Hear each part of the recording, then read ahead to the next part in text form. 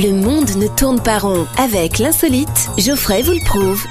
Aujourd'hui, nous allons en Chine. Les Chinois sont partout. Ils achètent notre vin, ils fabriquent nos chaussures, ils construisent nos téléphones. Eh bien, ils viennent d'inventer un truc, un prix Nobel, je vous raconte pas. Prix Nobel de la paix au moins. Ou du P peut-être. Eh oui, le silencieux pour paix. Ah, James Bond avait un silencieux au bout du canon. Eh bien, désormais, nous pouvons nous aussi mettre un silencieux à la sortie. Il y a même un épisode de James Bond qui s'appelle comme ça, Souffler n'est pas joué.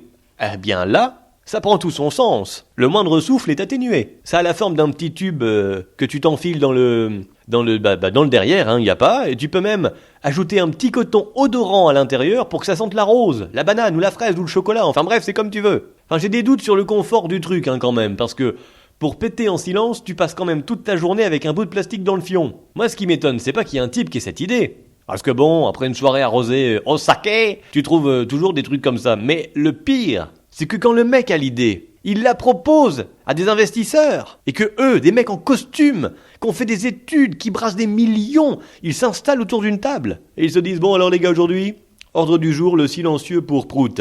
Alors, on investit pas? Quelqu'un qui a du flair là-dessus, non? Ça sent le pognon ou pas? Ça sent tout sauf le pognon en fait. L'argent n'a pas d'odeur.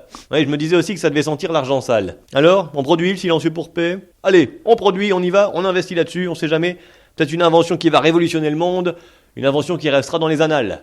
Ben oui, puisque c'est quand même là que ça se met en fait. Ah oui, pas faux, tiens. C'est culotté. Retrouvez cette histoire et d'autres sur la page Facebook L'insolite de Geoffrey.